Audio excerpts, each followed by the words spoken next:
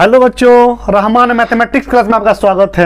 आशा करते हैं आप लोग अच्छे से होंगे, अच्छे से पढ़ाई लिखा कर रहे होंगे और अपने एग्जाम की तैयारी में लगे होंगे। तो आज इस क्लास में मैं आप लोगों को प्रश्नावली 3.3 यानी एक्सरसाइज 3.3 पढ़ाऊंगा। इस क्लास में हम लोग देखेंगे कैसे किसी प्रश्न को प्रतिस्थापन विधि से हल करते हैं। और प्रतिस्थापन विधि क्या होता है मैं आपको पहला क्लास और दूसरा क्लास में समझा चुका हूं। ये क्लास 3 है यानी पार्ट 3 वीडियो बन रहा है। इससे पहले वाला पार्ट और सेकंड पार्ट मैं यूट्यूब पर डाल दिए हैं और आप लोग जाकर के वहां पे देख लीजिएगा। इस क्लास में मैं आप लोगों को प्रश्न संख्या 2 से स्टार्ट करूंगा, तो आप लोग गौर से देखिएगा। चलते हैं क्वेश्चन की तरफ। तो बच्चों, प्रश्नावली 3.3 का मेरा तीसरा क्वेश्चन है जो आपके स्क्रीन पे आ रहा होगा, देख सकते हैं। ये आपका क्लास 4 चल रहा है। कह रहा है निम्न समस्याओं में, यानी निम्न में से नीचे जो समस्या है, प्रॉब्लम है, उसमें रैखिक समीकरण युग्म बनाइए और उनके हल प्रतिस्थापन विधि द्वारा ज्ञात कीजिए। पहले तो कह रहा है कि इसको आप समीकरण बनाइए, युग्म यानी जोड़ा बनाइए, समीकरण का जोड़ा बनाइए, उसके बाद उसको प्रतिस्थापन विधि से हल कीजिए। तो प्रतिस्थापन विधि बोलते हैं बाबू, यानी कि x का मान निकाल करके दूसरे समीकरण में डाल देना या y का मान निकाल करके दूसरे समीकरण में पुट कर देना, रख देना, उसी को प्रतिस्थापन बोलते हैं। यानी स्थानांतरण, ट्रांसफॉर्मेशन, यानी कि एक जगह से दूसरे जगह रख देना, इसी को प्रतिस्थापन कहते हैं। तो पहला है, ऑप्शन में है, दो संख्याओं का अंतर 26 है और एक संख्या दूसरी संख्या की 3 गुनी है, उन्हें ज्ञात कीजिए। तो चलते हैं, बहुत ही आसान क्वेश्चन है। दो संख्या का अंतर बोल रहा है, एक संख्या दूसरी संख्या की 3 गुनी है। तो पहले दो संख्या मान लीजिए आप, क्या तीसरा का पहला ऑप्शन है बाबू ना, ये तीसरा का पहला ऑप्शन है। लिखेंगे माना कि पहली संख्या बराबर x और दूसरी संख्या और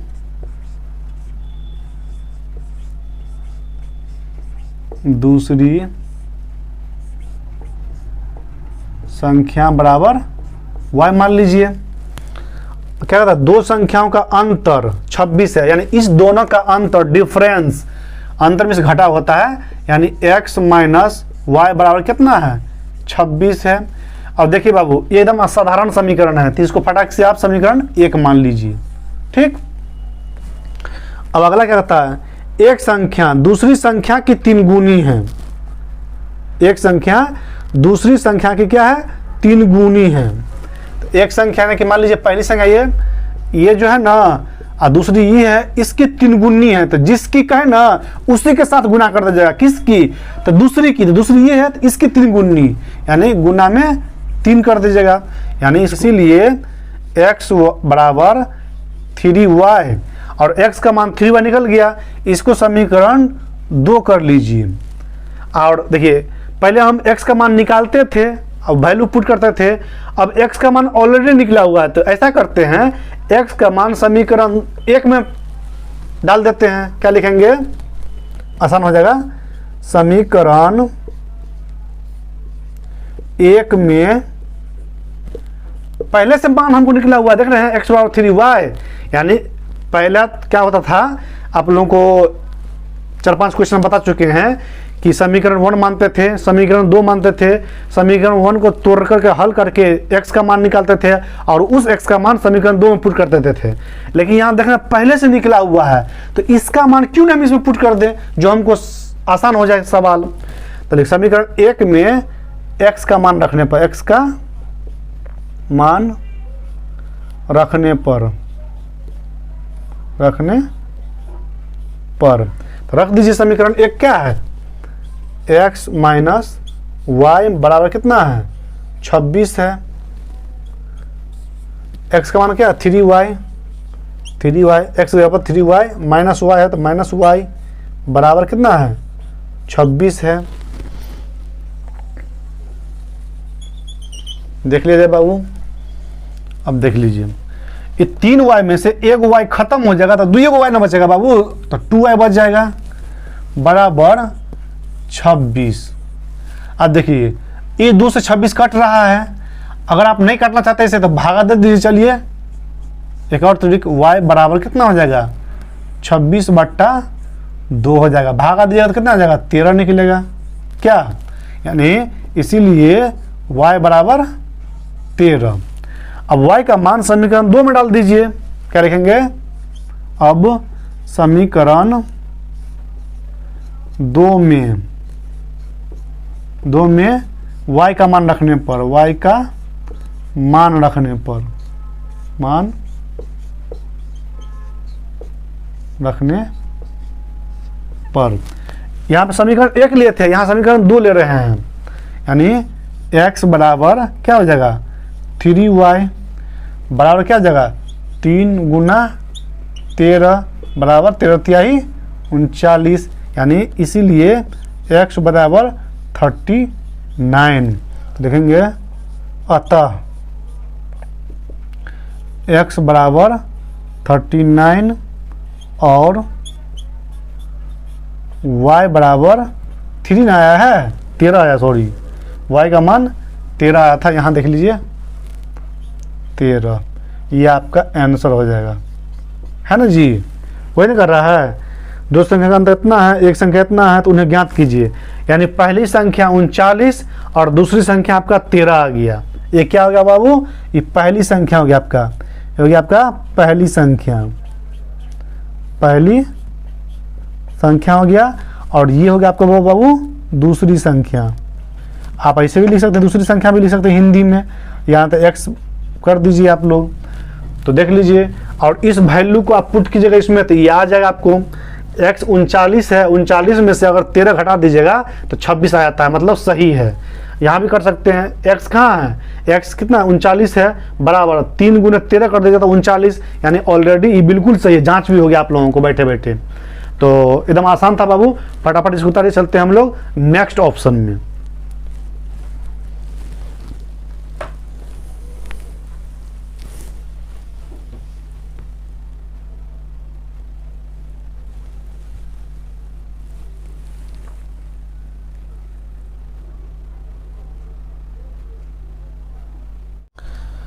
तो दूसरा क्वेश्चन है बाबू, जो आपके स्क्रीन पर आ रहा, देख सकते हैं। कह रहा है दो संपूरक कोणों में बड़ा कोण छोटे कोण से 18 डिग्री अधिक है, उन्हें ज्ञात कीजिए। सबसे पहले आप ये समझ लीजिए संपूरक कहते हैं किसको है। देखिए संपूरक से पहले आप पूरक को समझ लीजिए। दो कोण को जोड़ने पर अगर 90 डिग्री आ जाए तो उसको पूरक कोण बोलते हैं, और दो कोण को जोड़ करके अगर 180 डिग्री हो जाए तो उसको संपूरक बोलते हैं। तो आप लोग एग्जाम्पल समझ लीजिए, ठीक है। उसके बाद देखिए पूरक कोण, यानी कि कोण A प्लस कोण B मिलके अगर 90 डिग्री हो जाए तो ये क्या है, पूरक है। और समपूरक, देखिए समपूरक कोण, यानी कि कोण A और प्लस कोण B मिलकर के अगर हमको 180 डिग्री हो जाए तो इसको क्या बोलते हैं, समपूरक बोलते हैं। तो ये कैसे होगा देख लीजिए। मान लीजिए ऐसे है और ऐसे है, ये कोण और ये कोण, यानी कोण A हो गया और ये कोण B हो गया, और ये दोनों को जोड़ने पर 90 डिग्री नहीं होगा जी, 90 डिग्री इसका हो गया। और यहाँ देख लीजिए ऐसे, यानी ई कोण और ई कोण, यानी कोण A और ई कोण B, ये दोनों को जोड़ दीजिएगा तो 180 डिग्री नहीं हो जाएगा। तो इसी को पूरक बोलते हैं, इसी को संपूरक बोलते हैं। ऑप्शन में 1 नंबर के क्वेश्चन में पूछेगा, आप लोगों को उतार लीजिए फटाफट। और इस चीज़ को आप लोग समझिए, इस बात को समझे, पूरक कोण क्या होता है, संपूरक कोण क्या होता है, पूछ लेगा फटाक से आप लोगों को। तो इसको मिटा देते हैं हम लोग, तो देख लिया जाए, देख लीजिए बाबू। सबसे पहली बात, बड़ा कोण और छोटा कोण मान लीजिए। माना कि बड़ा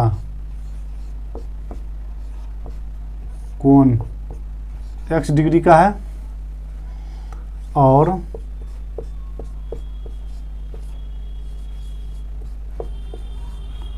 छोटा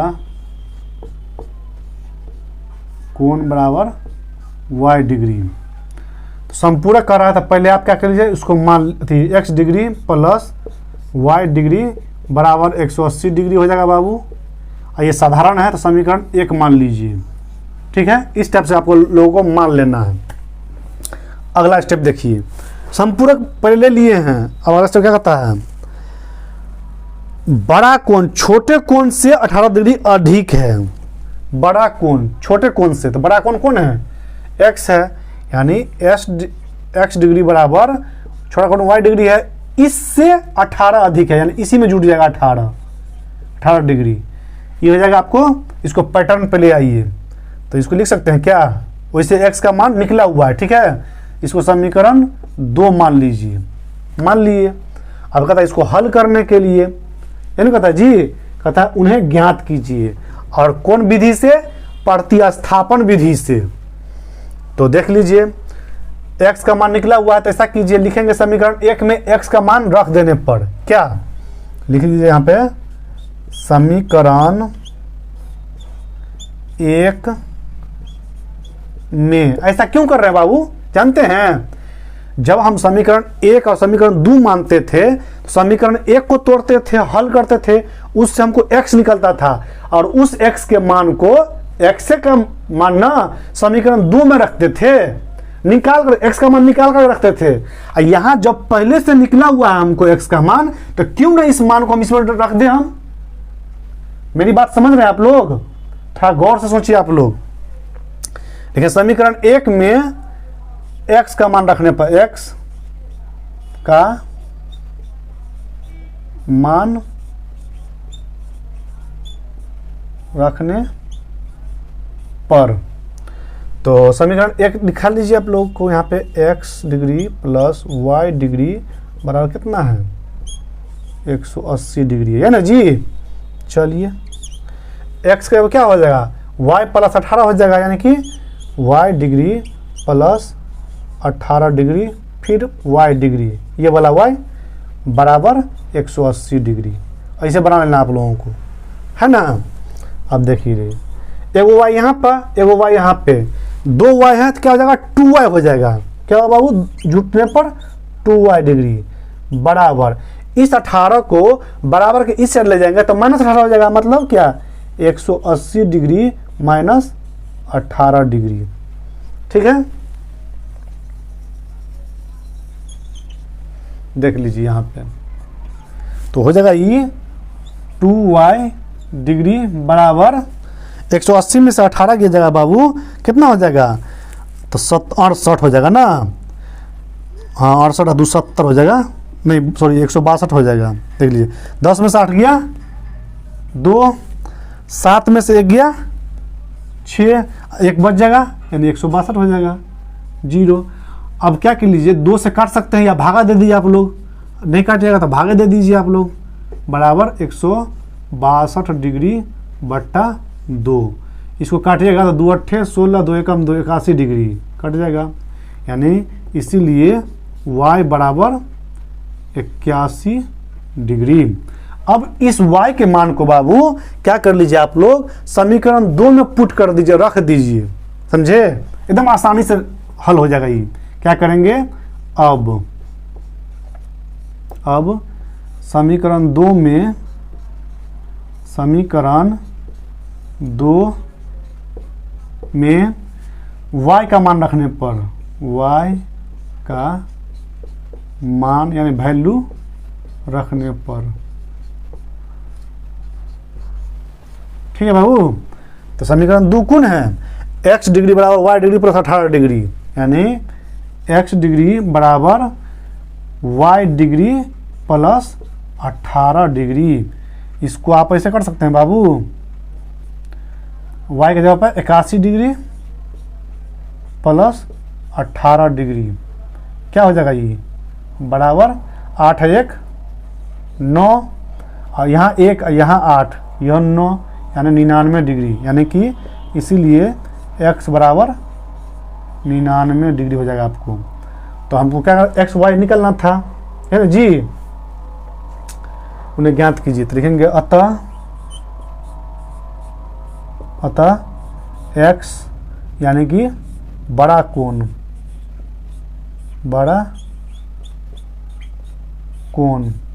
बराबर 99 डिग्री, y यानी छोटा कोण बराबर कितना डिग्री है जी, 81 डिग्री। दोनों को मिला लीजिए आप लोग, ये आपका फाइनल आंसर हो जाएगा बाबू। दिखा पड़ रहा है क्या, समीकरण 2 में y का मान रख दिए बाबू, तो x डिग्री बराबर y डिग्री प्लस 18 डिग्री, ये समीकरण 2 है। y के जगह पर 81 डिग्री, क्योंकि y बराबर 81 डिग्री आया है, 81 डिग्री प्लस है तो प्लस 18 डिग्री पहले से है, इस दोनों को जोड़ दीजिएगा तो 99 डिग्री हो जाएगा, यानी इसीलिए x का मान 99 डिग्री। अतः x यानी बड़ा कोण बराबर 99 डिग्री और y बराबर छोटा कोण 81 डिग्री। क्वेश्चन में मिला लीजिए, आंसर शीट में मिला लीजिए, पूरे 100% सही है। तो बाबू ये था मेरा 3 का सेकंड ऑप्शन, तो इसको आप लोग जल्दी से उतारिए। चलते हैं अगले स्टेप में, हम लोग अगले ऑप्शन में।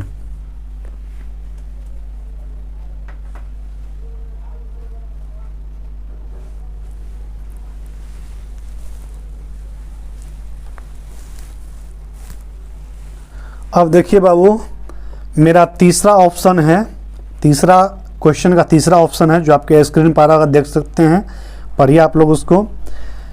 कह रहा है एक क्रिकेट टीम के कोच ने 7 बल्ले तथा 6 गेंदें 3800 रुपये में खरीदी।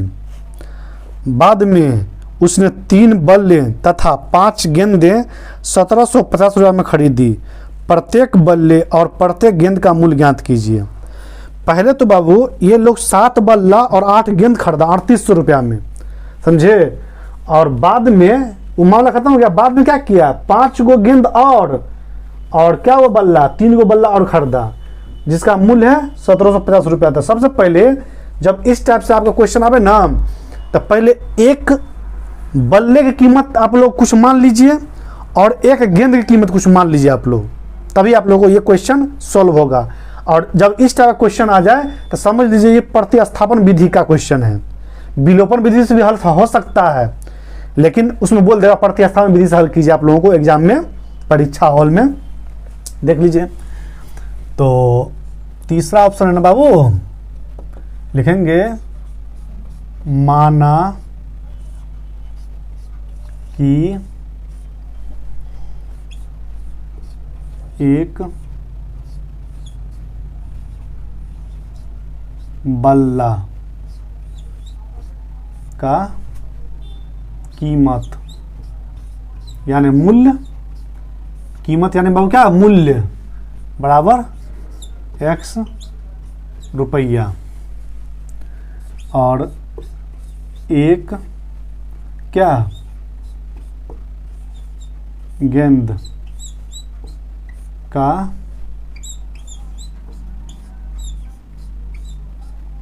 कीमत इक्वल टू y रुपया, इतना मान लीजिए। अब क्या कह रहा है, 6 बल्ले 7 बल्ले और 6 गेंद, एक बल्ला का अगर इतना रुपया है बाबू, मान लीजिए एक बल्ला आपका 10 रुपया का, तो 2 बल्ला 20 रुपया। तो कैसे हुआ 20 रुपया, 10 को 2 से गुना किए ना, तो अगर मान लीजिए एक बल्ला इतने रुपया का, तो 2 गो बल्ला, तो इसको 2 से गुना करेंगे, कर देंगे, तो क्या हो जाएगा 2x हो जाएगा। तो इसमें क्या कर रहा है, 7 बल्ला, यानी एक बल्ला इतने रुपया, 7 बल्ला इसका 7 गुना, यानी इसका मान लीजिए x के जगह पर अगर बाबू 10 रुपया रहता तब, तो एक बल्ला का 10 रुपया, तो 7 बल्ला का गुने 7 बराबर 70 रुपया नहीं होता। तो यहाँ पर क्या कीजिए, x है यानी x रुपया है, तो इसको 7 कर सकते हैं, क्या हो जाएगा 7x हो जाएगा, नहीं हो जाएगा। ये होता है, बट बहुत सारे बच्चे लोगों को गुना करने में कन्फ्यूजन होता है कि इसमें गुना करे कि भाग दे, समझ रहे हैं, कन्फ्यूजन रहता है।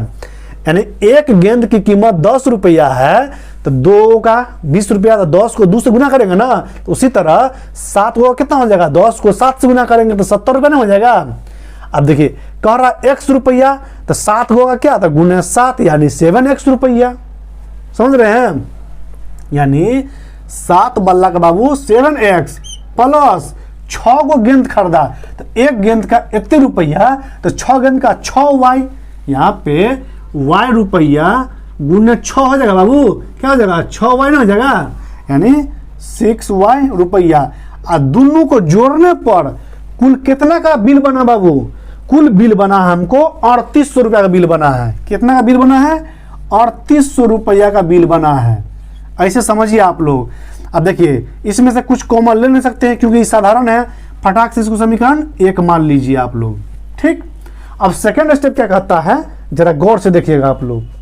कह रहा बाद में उसने 3 बल्ले और 5 गेंद, तो एक बल्ला का इतने रुपया, 3 बल्ला का 3x, यानी कि 3x प्लस, और क्या किया 5 गेंद खरीदा है, 5 गेंद है ना, बाद में 5 वो गेंद है, 1750 रुपया का है, तो एक गेंद का इतने रुपया था, 5 गेंद का 5y 6y ना, तो 5y हो जाएगा, यानी 5y हो जाएगा, बराबर कितना हो जाएगा 1750 रुपया। टोटल बिल बना 1750 रुपया का। समीकरण 2 मान लीजिए। देखिए अब समीकरण 1 भी प्राप्त हो गया, समीकरण 2 भी प्राप्त हो गया। समीकरण 1 को तोड़ करके x का मान निकाल दीजिए, यानी अगर आप चाहते हैं कि समीकरण 2 को तोड़ के x का मान निकाले, आपकी मर्जी। हम तो समीकरण 1 को स्टेप बाय स्टेप तोड़ेंगे ताकि आप लोगों को समझाने में सुविधा हो, आप लोगों को पढ़ने भी आसान हो।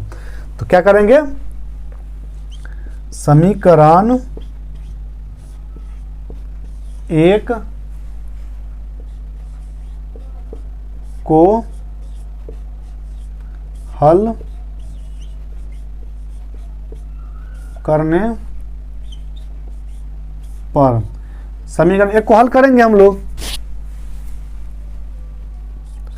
7x प्लस 6y बराबर कितना हो जाएगा 3800 हो जाएगा, है ना जी।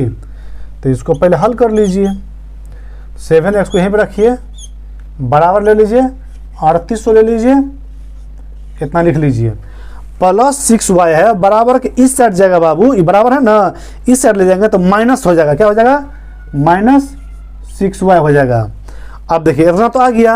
अब 7 गुना x है, इस 7 को हमको बराबर के उस साइड ले जाना है, तो क्या गुना में जाएगा, नहीं नीचे में जाएगा, भाग में नीचे में आ जाएगा, बट्टा 7 हो जाएगा, क्योंकि कौन रूल से, क्रॉस मल्टीप्लाई, कोना कोनी गुना के हिसाब से। तो x बराबर क्या हो जाएगा बाबू 3800 माइनस 6y बट्टा में 7 हो जाएगा। यानी कि आप यहाँ लिख सकते हैं बाबू, इसीलिए जगह नहीं इसलिए लिख देते फटाक से, नहीं इसको है ना ऐसे कर लेते हैं क्या, इसीलिए x बराबर 3800 माइनस 6y बट्टा में 7, इस समीकरण 3 हो जाएगा बाबू। क्या अब क्या कर लीजिए, इसका मान समीकरण 2 में रख दीजिए, क्या लिखेंगे, समीकरण 2 में x का मान रखने पर, तो समीकरण 2 में हम x का मान रखते हैं। समीकरण 2 कौन है मेरा, 3x प्लस 5 बराबर 5y बराबर 1750, यानी 3x प्लस 5y बराबर 1750, है ना बाबू। तो देख लीजिए 3 गुना इतना है तो इसको कर लीजिए ब्रैकेट में 3800 माइनस 6y बट्टा में 7, ठीक, प्लस 5y बट्टा में 1 कर लीजिए, इसको बराबर 1750 कर लिए।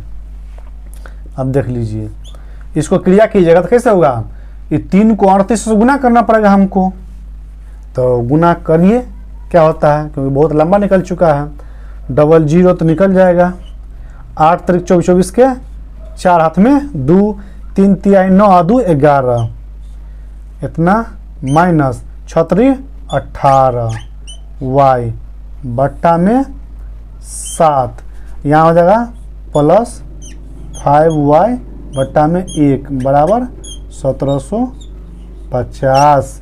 इतना आप लोग समझे कि नहीं समझे। देखिए 3x प्लस 5y बराबर 1750 था, x का मान इतना निकला है हमको, इस वैल्यू को 3 गुना x के ऊपर रख दिए हैं, प्लस है तो प्लस, 5y है तो 5y को बट्टा में रख लिए, क्योंकि भिन्न वाला हो गया है, जोड़ हो गया है, 1750 जैसे है वैसे रखने दीजिए। अब कटने वाला नहीं था 7 3 से, तो छोड़ दिए हैं, तो डायरेक्ट मल्टीप्लाई कर दिए, 3 को 3800 से मल्टीप्लाई किए हैं तो 11400 आ गया है, माइनस है तो माइनस, 3 को 6 से गुना किया तो 3 छक्के 18y बट्टा में 7 है तो 7, ये वाला प्लस है तो ये वाला प्लस, 5y बट्टा 1 बराबर 1750। तो ऐसा कीजिए आप लोग, इसको उतारिए, चलते हैं हम लोग इसको मिटा करके अगले स्टेप में।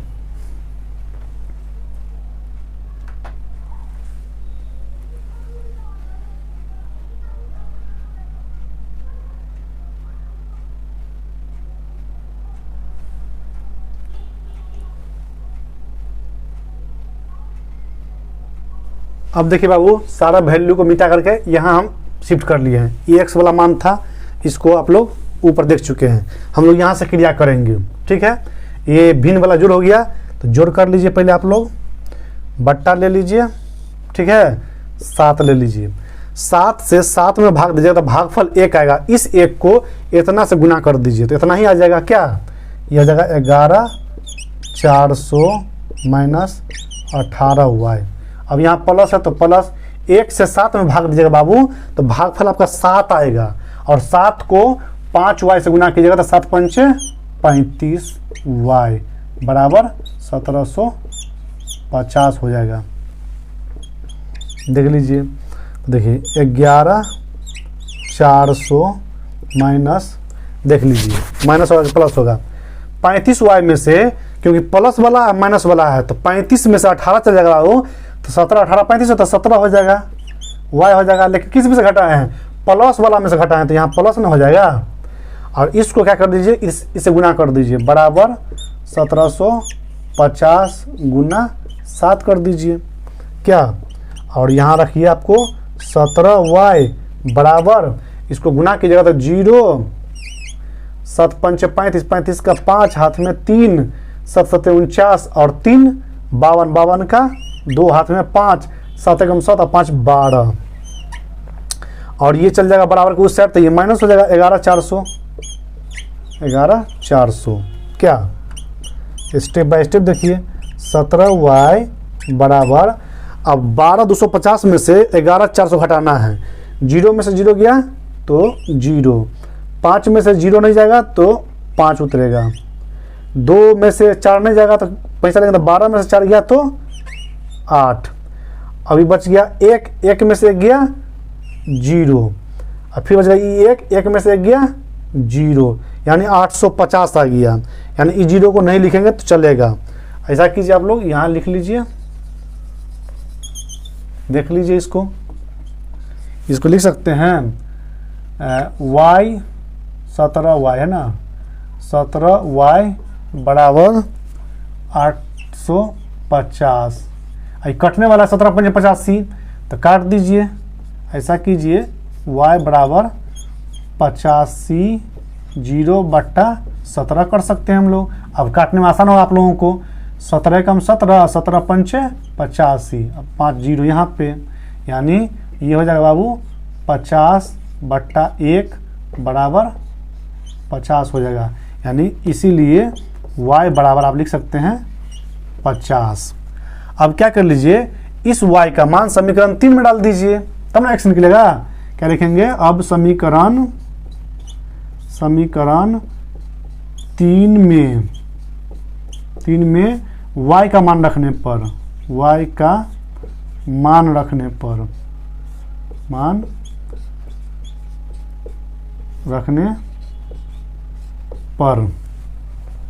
तो देखिए x बराबर कितना हो जाएगा, 3800 माइनस 6, y की जगह क्या हो जाएगा, 50 हो जाएगा, बट्टा में 7 भी है क्या। तो इसको ऐसे कर सकते हैं भाई, 3800 माइनस 56 30 300 बट्टा में 7, यानी कि 3800 में से अगर 300 चला जाएगा तो 3500 बचेगा बाबू, 3500 बट्टा में 7, इसको भाग के जाएगा तो 5 7 5 35 कट जाएगा, 500 आ जाएगा। यानी क्या देखें, यानी कि हमको निकालना था बाबू, 3 में कह रहा है कि प्रत्येक बल्ले और प्रत्येक गेंद का मूल्य ज्ञात कीजिए। तो लिखेंगे, इसलिए एक, पहले तो x माने थे और x था कौन मेरा, एक x बल्ला था, इसलिए एक बल्ले की कीमत बराबर x बराबर 500 रुपया है ना जी। और एक गेंद की कीमत, एक गेंद की कीमत बराबर y बराबर, y का मान कितना है, 50 रुपया। ये आपका फाइनल आंसर हो जाएगा बाबू, ये आपका फाइनल आंसर हो जाएगा। देखें क्या किए, हम समीकरण को तोड़ रहे थे यहाँ से हम, और 7 1 का एलसीएम ले लिया तो 7 आ गया है, और 7 7 में भाग दिया तो 1 आएगा, इस 1 को इतना से गुना कर दिया तो इतना ही आ गया हमको, यहाँ प्लस था तो प्लस। अब 1 से 7 में भाग दीजिएगा बाबू तो भागफल 7 आएगा, 7 को 5 y से गुना कीजिएगा तो 35 y हो जाएगा, बराबर है तो बराबर 1750 जैसे है वैसे उतार दिए हैं। अब क्या किए हम, इस दोनों को घटा लिए हैं, 35 में से 18 चल जाएगा तो 17 आ जाएगा, प्लस जाति का था तो प्लस जाति, y है तो y, और जैसे वैसे रहने दिए हैं। और 1750 इसको इधर ले जाइएगा तो ऊपर में ले जाएगा तो गुना हो जाएगा, तो गुना कर दिए हैं। अब 17 y को इधर रखे हैं, इसको गुना किया तो 12 250 हो गया है। अब बराबर के इस साइड इसको ले जाइएगा तो 11 400 हो जाएगा, माइनस में हो जाएगा वो। अब 12 250 में से 11 400 घटा दीजिएगा तो 885 रुपये आ जाएगा। और ये 17 y है, 17 से 85 कटता है, हमको याद है हम लोगों को 17 5 85 होता है, काट दिए, y का मान निकाल लिए हैं। और इस y के मान को क्या किए, समीकरण 3 में रख दिए हैं। समीकरण 3 में y का मान रखने पर उससे हमको 500 रुपये आ गया है, यानी कि x भी निकल गया y भी निकल गया। तो लिखें, इसलिए x यानी क्या, बल्ले की कीमत माने थे हम, इसलिए एक बल्ले की कीमत x यानी 500 रुपया, और एक गेंद की कीमत y यानी 50 रुपया। तो क्लियरली रूप से आ गया हम लोगों को। तो बच्चों, आप लोगों को मैं पहले कह चुका था कि मैं छोटा छोटा वीडियो बना रहा हूँ, आधा घंटा का 40 मिनट का। तो इस क्लास में मैंने 3 क्वेश्चन का 3 ऑप्शन विकल्प जो है सॉल्व करा दिया है। आप लोगों को देख चुके हैं आप लोग कितने आसान तरीके से हम प्रतिस्थापन विधि द्वारा आप लोगों को सॉल्व करवाए। तो कहने का मतलब है, अगर मेरा पढ़ाना आप लोगों को थोड़ा सा भी अच्छा लगता हो बाबू, तो प्लीज़ मेरे इस वीडियो को लाइक कर दीजिएगा और चैनल को सब्सक्राइब कर लीजिएगा और बेल आइकन घंटी दबा दीजिएगा, ताकि मैं यूट्यूब पर जो भी वीडियो अपलोड करूं वो आप लोगों तक नोटिफिकेशन के रूप में पहुंच जाए और आप लोग इसका फ़ायदा उठा सकें। तो बच्चों, अभी एग्ज़ाम का टाइम है, आप लोगों को मैट्रिक परीक्षा 2023 का टाइम लगभग आप लोगों को 26-27 दिन बच गया है। 14 फरवरी को स्टार्ट है मैट्रिक परीक्षा।